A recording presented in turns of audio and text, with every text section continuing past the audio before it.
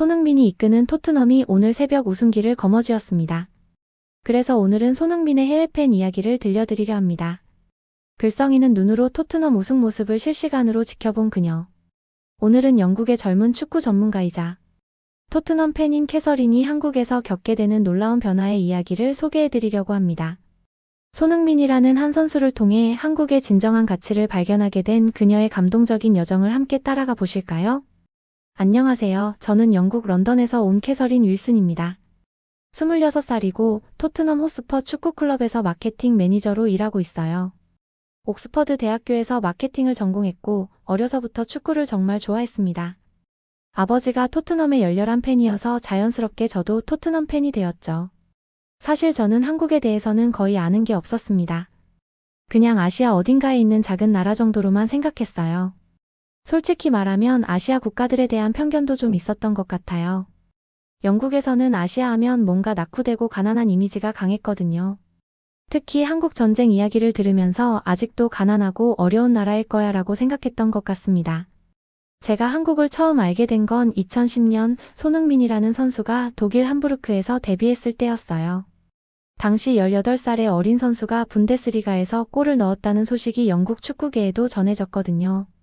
하지만 솔직히 말하면 처음에는 그저 운이 좋았나 보다 정도로만 생각했습니다. 영국 프리미어 리그에는 이미 많은 외국 선수들이 있었고 아시아 선수들도 여러 명 있었어요. 그런데 대부분 큰 임팩트를 주지 못하고 사라지곤 했거든요. 일본의 몇몇 선수들이 프리미어 리그에서 뛰었지만 크게 성공하지 못했고 한국 선수로는 박지성 정도만 기억에 남았어요. 그래서 손흥민도 비슷할 거라고 생각했죠. 그런데 2015년 손흥민이 토트넘에 입단한다는 소식을 들었을 때 제 생각은 여전히 부정적이었습니다. 3천만 유로라는 큰 돈을 주고 데려왔는데 과연 그만한 값어치를 할까? 이런 의구심이 들었어요. 주변 동료들도 비슷한 반응이었습니다. 또 다른 아시아 선수 실험이겠지. 몇 년 뛰다가 사라질 거야. 당시 영국 언론들도 회의적인 반응이 많았어요. 특히 일부 언론에서는 아시아 선수들은 프리미어 리그의 거친 플레이에 적응하기 어렵다는 식의 기사를 내보내기도 했거든요. 저 역시 그런 편견에 어느 정도 동조하고 있었던 것 같아요. 그런데 손흥민의 첫 시즌이 시작되고 나서 제 생각이 조금씩 바뀌기 시작했습니다. 첫 골을 넣었을 때의 그 세리머니가 아직도 기억에 남아요. 카메라를 향해 찰칵하는 세리머니를 했는데 정말 귀엽고 독특했어요. 그리고 그의 플레이를 자세히 보니 생각보다 훨씬 뛰어났습니다. 특히 놀라웠던 건 그의 양발 능력이었어요. 왼발로도 오른발로도 똑같이 정확한 슈팅을 날렸거든요. 그리고 스피드도 정말 빨랐고 드리블 실력도 뛰어났어요. 무엇보다 경기를 읽는 능력이 정말 좋았습니다. 항상 적절한 위치에 있었고 기회가 오면 놓치지 않고 골로 연결시켰어요. 하지만 더욱 인상적이었던 건 그의 인성이었습니다. 경기 중에 상대 선수와 부딪혔을 때 먼저 일어나서 상대방의 손을 잡아주는 모습을 여러 번 봤어요. 그리고 골을 넣고 나서도 과도하게 세리머니를 하지 않았어요. 항상 겸손한 모습을 보여줬죠. 특히 기억에 남는 경기가 있어요. 에버턴과의 경기에서 상대 선수가 손흥민을 거칠게 태클했는데 손흥민이 넘어졌다가 일어나서 그 선수에게 괜찮다는 듯이 웃으면서 손을 내밀어주는 거예요. 그 모습을 본 순간 정말 감동받았어요. 이런 선수는 처음 봐라는 생각이 들었거든요. 영국 선수들은 보통 거친 태클을 당하면 화를 내거나 항의를 하는 경우가 많은데 손흥민은 정말 다른 반응을 보여줬어요. 오히려 상대방을 배려하는 모습을 보였죠. 이런 모습들을 보면서 저는 점점 손흥민이라는 선수에게 매력을 느끼기 시작했습니다. 그러다 2017년 시즌 손흥민이 정말 폭발적인 활약을 보여줬어요. 한 시즌에 21골을 넣으면서 토트넘의 핵심 선수로 자리 잡았거든요.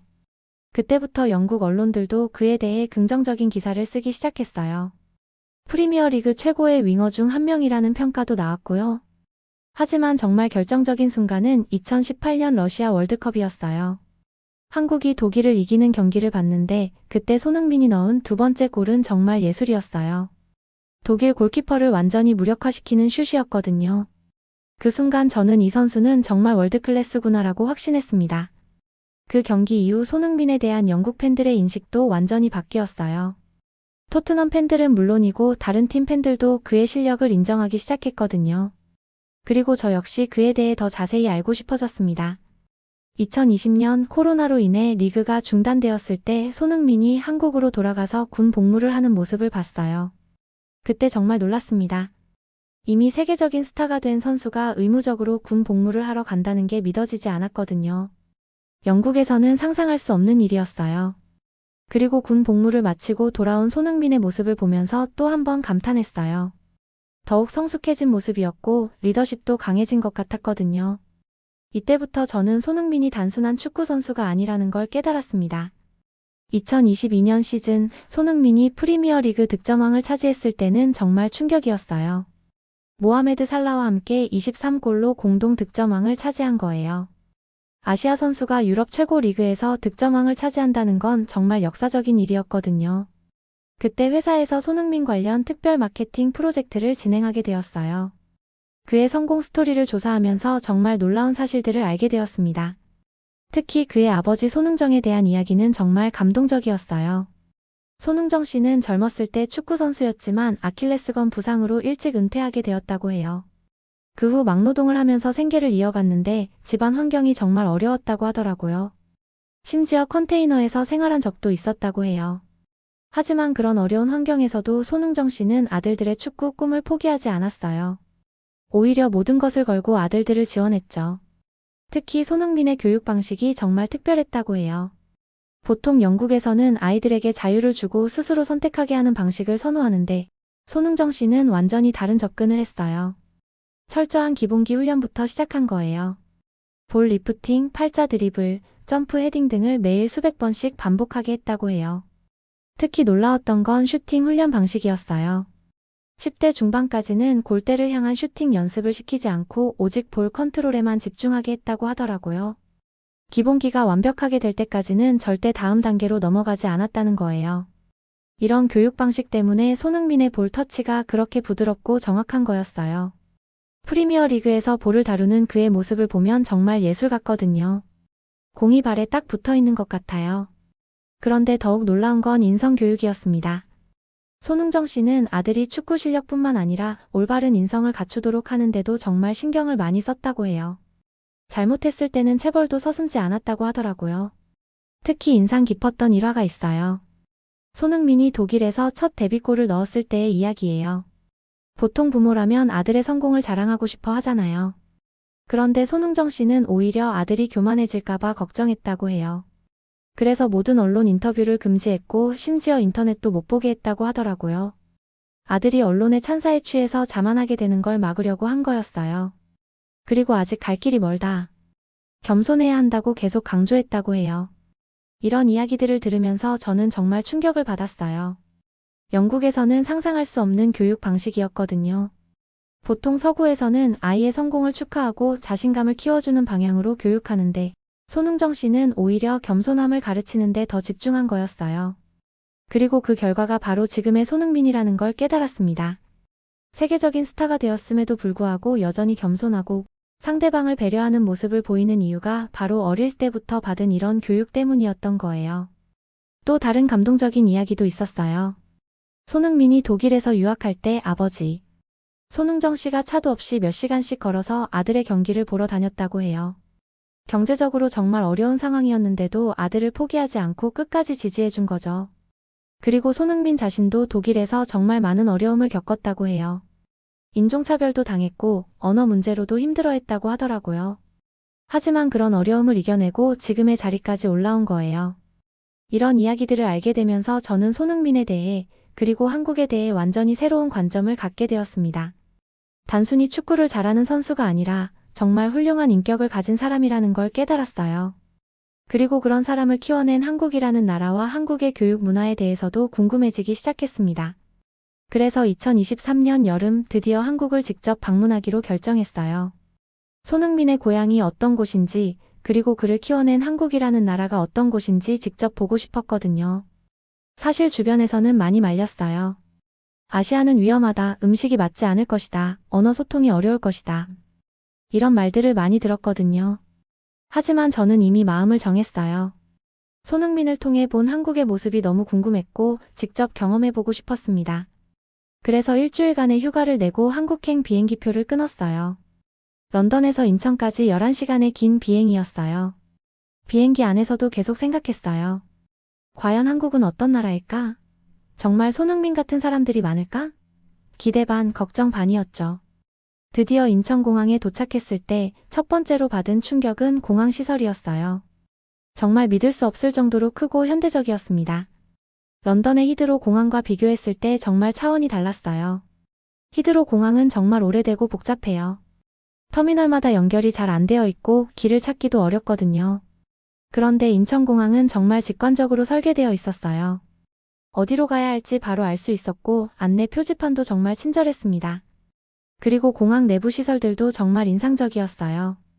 면세점은 물론이고 휴식 공간, 샤워 시설, 심지어 문화 전시관까지 있더라고요. 이게 정말 공항이야? 싶을 정도로 다양한 시설들이 갖춰져 있었어요. 특히 출입국 심사 과정이 정말 빨랐습니다. 영국에서는 보통 1시간 이상 줄을 서야 하는데 여기서는 10분도 안 걸렸어요. 그리고 입국 심사관도 정말 친절했습니다. 영어로 웰컴 투 코리어라고 인사해 주시는데 정말 따뜻한 느낌이었어요. 공항에서 서울로 가는 공항철도를 탔는데 이것도 정말 놀라웠어요.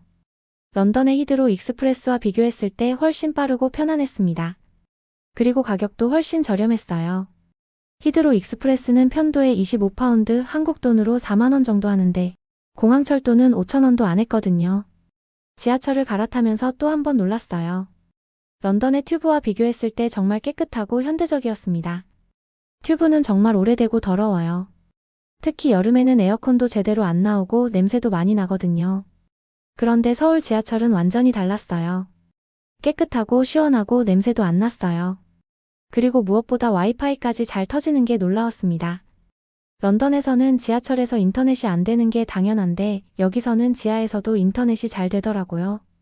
호텔에 도착해서 짐을 풀고 나서 첫 번째로 나간 곳이 강남이었어요. 한국의 대표적인 지역이라고 들었거든요. 그런데 강남역 주변을 걸어보니 정말 놀라웠습니다. 우선 거리가 정말 깨끗했어요. 런던 시내와 비교했을 때 차이가 정말 컸어요. 런던에서는 거리에 쓰레기가 많이 버려져 있고 특히 밤이 되면 술 취한 사람들이 토한 흔적이나 소변 냄새도 많이 나거든요. 그런데 강남 거리는 정말 깨끗했어요. 쓰레기통도 곳곳에 잘 설치되어 있었고 청소도 정말 잘 되어 있었습니다. 그리고 가로등도 밝아서 밤에도 안전한 느낌이었어요. 특히 놀라웠던 건 사람들의 모습이었어요. 밤 11시가 넘었는데도 여성들이 혼자서 자연스럽게 걸어 다니고 있는 거예요. 런던에서는 절대 볼 수 없는 풍경이었어요.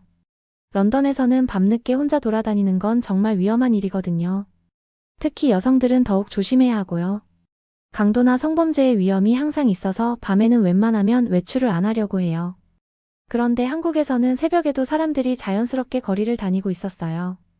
심지어 여고생들이 학원에서 나와서 집에 가는 모습도 봤거든요. 이런 걸 보면서 한국은 정말 안전한 나라구나라는 생각이 들었습니다. 다음날 지하철을 타고 여러 곳을 다녀봤는데 또 다른 놀라움이 기다리고 있었어요. 우선 지하철 시스템이 정말 잘 되어 있었어요. 노선도도 이해하기 쉽게 되어 있었고 안내 방송도 영어로도 해주더라고요. 그리고 무엇보다 사람들의 모습이 인상적이었어요. 정말 예의 바르고 질서정연했습니다. 지하철에서 만난 한국 사람들은 모두 정말 친절했어요. 특히 나이 든 분들이 지하철에 타시면 젊은 사람들이 자연스럽게 자리를 양보하는 모습을 여러 번 봤어요. 런던에서는 이런 모습을 보기 정말 어려워요. 물론 가끔 자리를 양보하는 사람들도 있지만 대부분은 자신의 일에만 신경 쓰거든요. 그런데 한국에서는 서로를 배려하는 문화가 정말 자연스럽게 자리 잡고 있는 것 같았어요. 점심시간이 되어서 강남역 근처에서 식사를 하려고 했는데 식당 문화도 정말 놀라웠어요. 우선 한국 식당에 들어가자마자 물과 반찬들이 무료로 나오는 거예요. 런던에서는 물도 돈을 내고 마셔야 하는데 여기서는 모든 게 무료였습니다. 그리고 반찬의 종류도 정말 다양했어요. 김치, 콩나물, 시금치, 무 등등 정말 많은 종류의 반찬들이 나왔는데 모두 맛있었어요. 특히 김치는 처음에는 매워서 힘들었지만 점점 중독되는 맛이었어요. 런던 음식은 대부분 기름지고 짜거든요. 피쉬앤칩스나 로스트 비프 같은 음식들이 대표적이에요. 야채는 거의 없고 고기와 감자가 대부분이죠. 그런데 한국 음식은 야채가 정말 많이 들어가 있었어요. 그리고 발효 음식도 많아서 건강에 정말 좋을 것 같았습니다. 더 놀라운 건 서비스였어요. 종업원들이 정말 친절하고 빠르게 응대해줬습니다. 런던의 식당들은 주문하고 음식이 나올 때까지 1시간씩 걸리는 경우가 많은데 여기서는 정말 빨리 나왔어요. 그리고 계속 물도 채워주고 반찬도 부족하면 더 갖다 주더라고요. 김치찌개를 주문해서 먹어봤는데 정말 맛있었어요. 매콤하면서도 깊은 맛이 있었고 두부와 돼지고기가 들어가서 정말 든든했습니다. 그리고 밥도 정말 맛있었어요. 런던에서 먹는 쌀과는 완전히 다른 맛이었거든요. 식사를 마치고 계산을 할 때도 놀랐어요. 가격이 정말 저렴했습니다. 런던에서 비슷한 수준의 식사를 하려면 최소 20파운드, 한국 돈으로 3만 원 정도는 내야 하는데 여기서는 10,000원도 안 했어요. 이렇게 첫날을 보내고 나서 호텔로 돌아가는 길에 정말 감동적인 일이 있었어요. 지하철에서 길을 잃고 헤매고 있었는데 한국 대학생으로 보이는 여성이 저에게 다가와서 도움을 주겠다고 하더라고요. 영어가 서툴렀지만 정말 열심히 설명해 주려고 했어요. 그런데 그것만으로 끝나지 않았어요. 그 학생이 자신의 스마트폰을 꺼내서 번역 앱을 사용해가며 저에게 길을 안내해 준 거예요. 심지어 같은 방향이라면서 지하철역까지 함께 가주기도 했습니다. 런던에서는 절대 경험할 수 없는 친절함이었어요. 런던에서는 길을 물어봐도 대부분 바쁘다고 하면서 그냥 지나가거나 간단하게만 알려주고 끝인 경우가 많거든요. 그런데 이 한국 학생은 정말 진심으로 도와주려고 했어요. 나중에 알고 보니 자신이 가야 할 방향과 반대 방향이었는데도 저를 도와준 거였어요. 그때 정말 감동받았어요. 한국 사람들은 정말 마음이 따뜻하구나라는 생각이 들었습니다. 그리고 이런 문화 속에서 자란 손흥민이 왜 그렇게 상대방을 배려하는 선수가 되었는지 이해할 수 있었어요. 이틀째 되는 날, 본격적으로 손흥민의 발자취를 따라가 보기로 했어요. 우선 그가 다녔던 동북고등학교 근처를 가봤습니다. 학교는 직접 들어갈 수 없었지만 주변을 둘러보면서 그가 어떤 환경에서 축구를 배웠는지 상상해 볼 수 있었어요. 학교 근처에는 작은 축구장이 있었는데 아이들이 축구를 하고 있더라고요. 그 모습을 보면서 어린 손흥민도 저렇게 뛰어다니며 축구를 배웠을 거라는 생각이 들었어요. 그리고 그 아이들의 눈빛이 정말 반짝반짝 빛나는 게 인상적이었습니다. 런던의 아이들과 비교했을 때 한국 아이들이 훨씬 더 집중하고 있는 것 같았어요. 그리고 서로를 격려하고 응원하는 모습이 정말 보기 좋았습니다. 경쟁하면서도 서로를 존중하는 문화가 자연스럽게 형성되어 있는 것 같았어요. 그 다음 날에는 드디어 춘천으로 가보기로 했어요.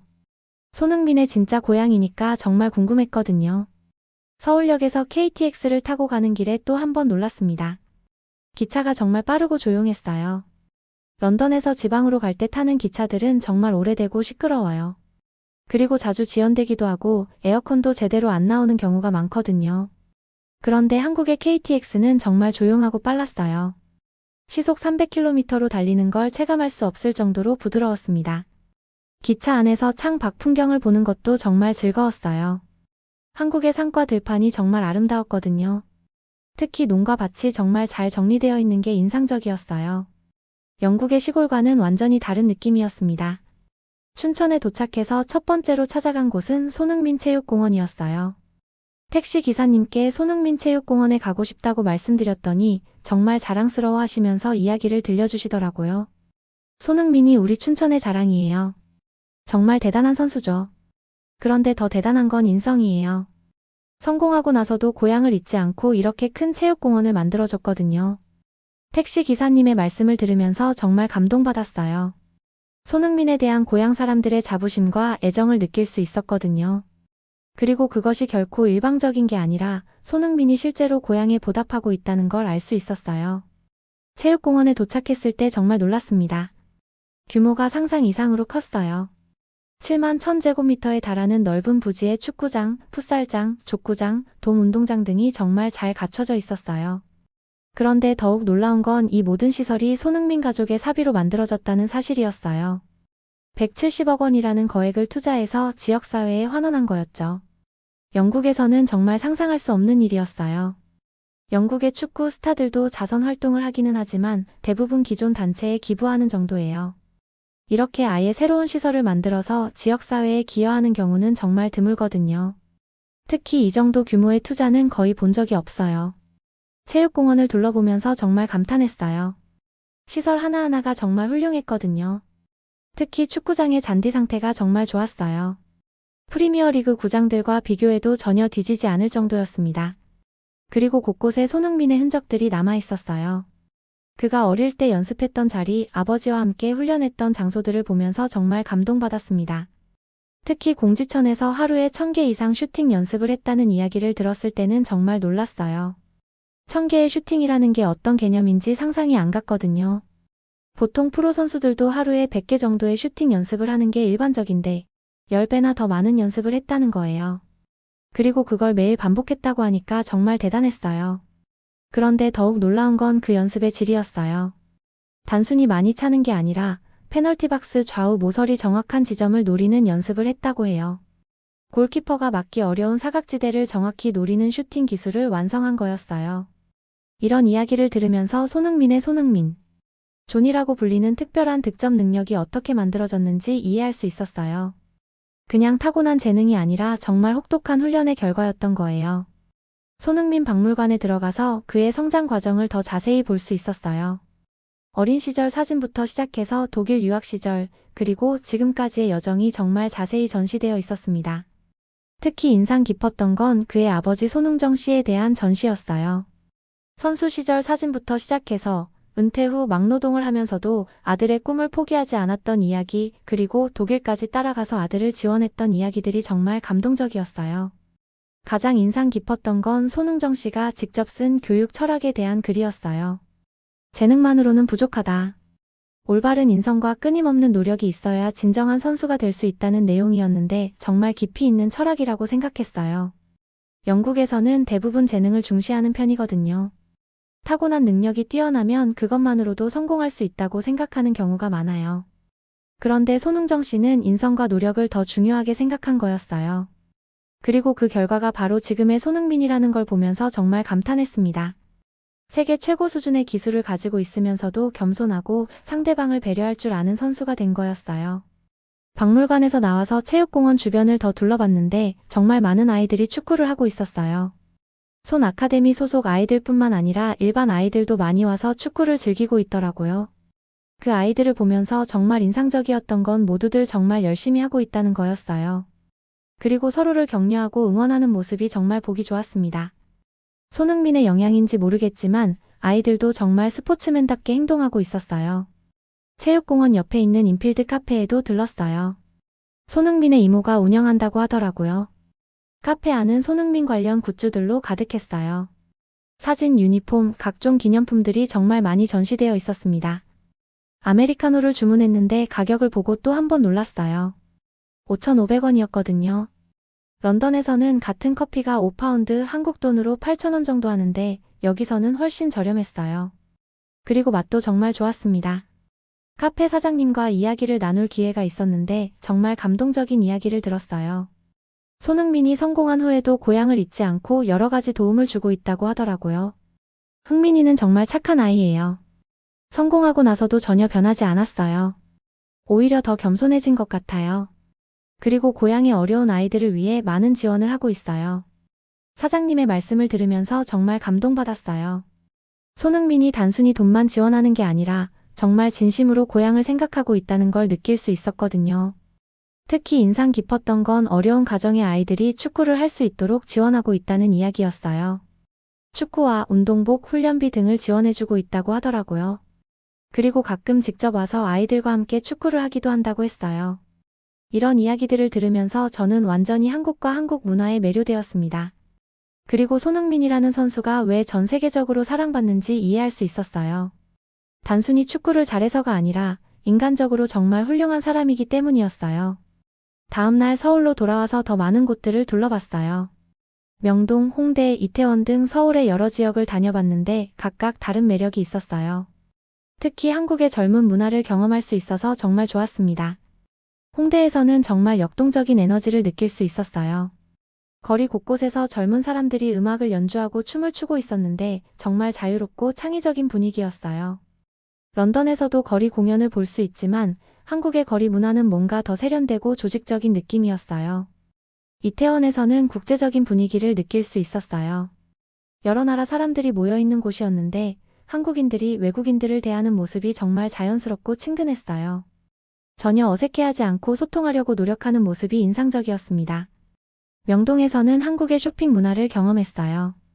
정말 다양한 브랜드들이 모여 있었고 특히 화장품 가게들이 많아서 놀랐어요. 한국 화장품의 품질이 정말 좋다는 이야기를 들었는데 직접 써보니 정말 그런 것 같았어요. 그런데 더욱 놀라운 건 서비스였어요. 화장품 가게에서 직접 제품을 시연해주고 피부 타입에 맞는 제품을 추천해주더라고요. 그리고 샘플도 정말 많이 주었어요. 런던에서는 상상할 수 없는 서비스였어요. 마지막 날 밤에는 한강을 걸어봤어요. 정말 많은 사람들이 산책하고 있었는데 모두 정말 평화로운 모습이었어요. 커플들, 가족들, 친구들이 함께 시간을 보내고 있는 모습이 정말 아름다웠습니다.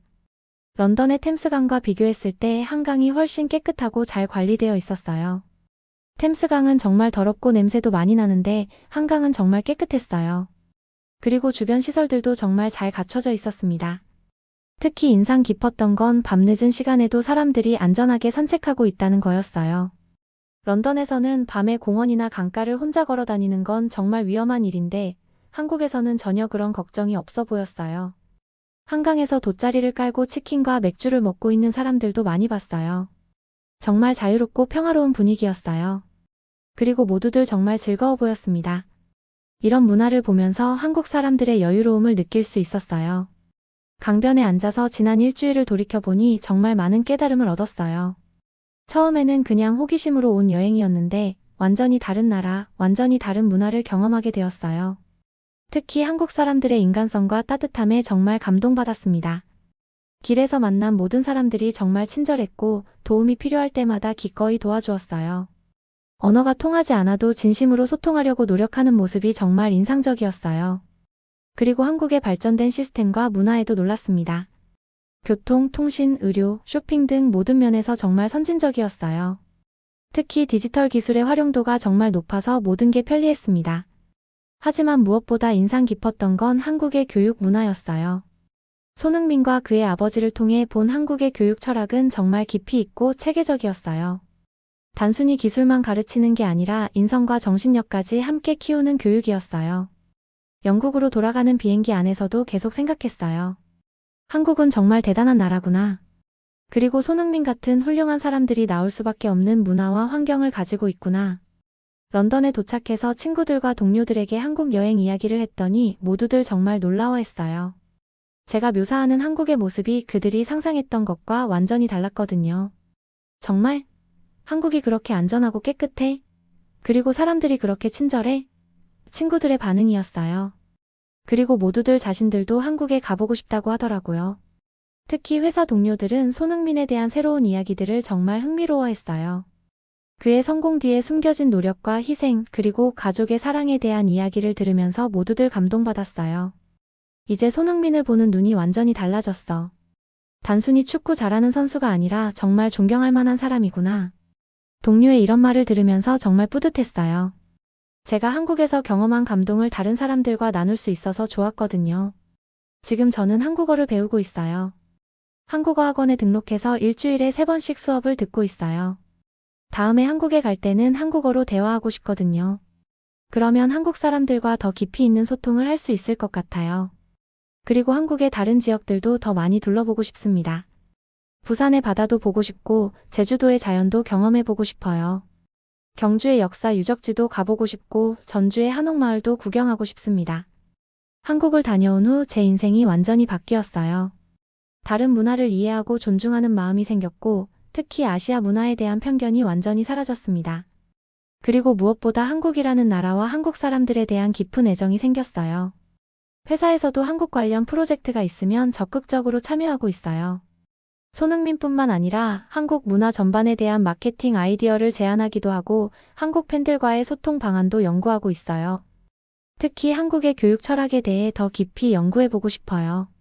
손흥정 씨 같은 분들의 교육 방식을 영국에도 소개할 수 있을 것 같거든요.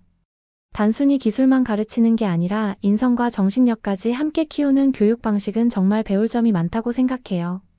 그리고 한국의 안전한 사회 시스템에 대해서도 많은 사람들에게 알리고 싶어요. 여성들이 밤늦게도 안전하게 다닐 수 있는 사회, 서로를 배려하고 존중하는 문화는 정말 본받을 만하다고 생각합니다. 앞으로도 계속 한국을 방문할 예정이에요. 1년에 최소 2번은 가려고 계획하고 있어요. 그리고 더 많은 한국 문화를 경험하고 싶습니다. 한복도 입어보고 싶고 템플스테이도 해보고 싶어요. 손흥민을 통해 시작된 이 여행이 제게는 정말 인생을 바꾸는 경험이 되었습니다. 그리고 이제는 손흥민뿐만 아니라 한국 전체를 사랑하게 되었어요. 한국의 아름다운 자연, 깊이 있는 문화, 따뜻한 사람들 모든 것이 소중합니다. 여러분도 기회가 된다면 꼭 한국을 방문해 보세요. 정말 놀라운 경험이 될 거예요. 그리고 손흥민 같은 훌륭한 사람들이 어떻게 만들어지는지 직접 느껴보실 수 있을 거예요. 한국은 정말 특별한 나라예요. 이 이야기를 통해 여러분도 다른 문화에 대한 열린 마음을 가지시길 바라요. 그리고 진정한 교육과 가족의 소중함을 느끼셨으면 좋겠습니다. 편견을 버리고 직접 경험해보는 것이 얼마나 중요한지도 깨달으셨으면 해요. 저는 이제 한국의 홍보대사가 된 기분이에요. 앞으로도 더 많은 사람들에게 한국의 아름다운 면들을 알리고 싶습니다. 그리고 한국과 영국 사이의 문화 교류에도 기여하고 싶어요. 감사합니다. 긴 이야기 들어주셔서 정말 고마워요. 여러분도 꼭 한국에 가보시길 바라며 댓글로 추천하고 싶은 한국의 여행지가 있으면 알려주세요. 제시도 클로드는 실수를 할 수 있습니다. 응답을 반드시 다시 확인해주세요.